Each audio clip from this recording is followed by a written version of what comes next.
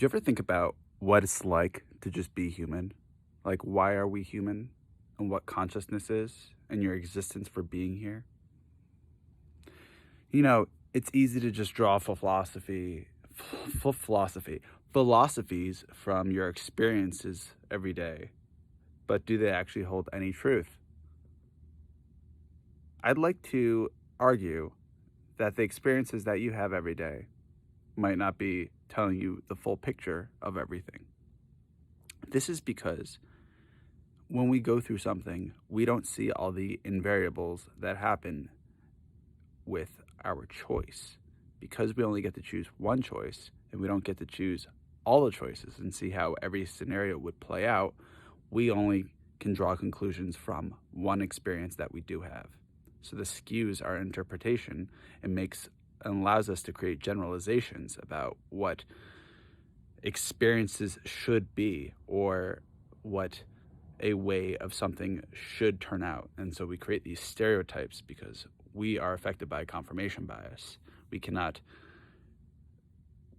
seek out things that our mind is not seeking out. That's why we do double-blind placebo-controlled trials.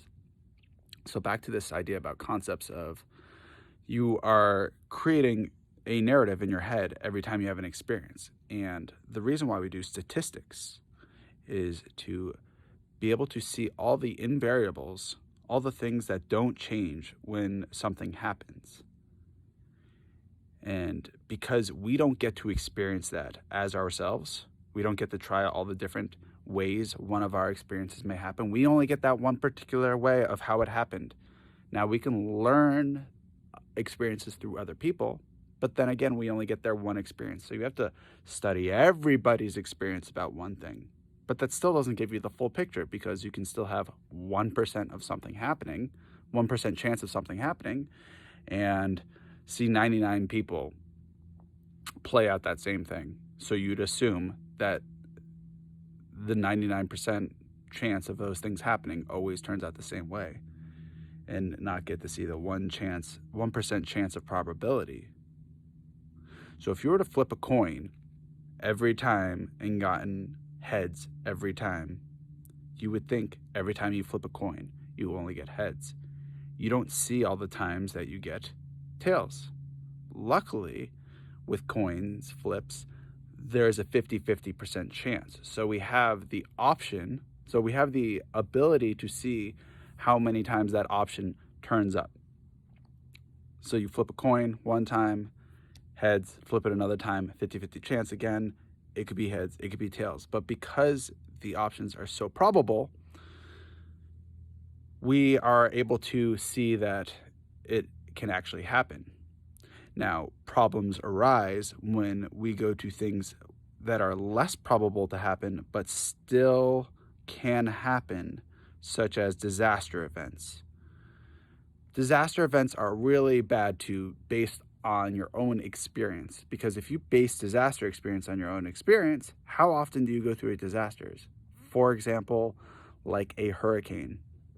Hurricane Ida hit Louisiana, or just had a near miss with Louisiana. At the time, a lot of the news stations were hyping it up and saying, hey, get ready for this storm, like it could be very dangerous.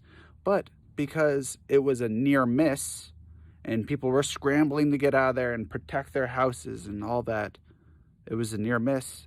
They took their experience as, oh, this doesn't happen too badly, or we get too many near misses, like the probability of something bad happening is really bad. And then 1 year later, you have something like Hurricane Katrina, and the amount of people that did not leave because they had been brainwashed by their own mechanisms of understanding how plausible something could be. They took it as the same scenario as the boy who cried wolf, and had too many experiences of near misses to allow them to stay back and not take it as seriously. Not to mention, Louisiana or New Orleans was not prepared well, because it's not the greatest place to be under the water line, under what's the term? water level, under the water level. So that's where probabilities of knowing through your experience and drawing conclusions through your soul experience becomes extremely problematic, could be even deathly. You know, you wouldn't know things unless you were to believe someone. Like I said, it's really important having statistics because it helps us draw those variables that we aren't able to see. Judging things through purely our own experience skews everything. And we use our experiences to draw truths about the world, but it does not allow us to actually see the truths.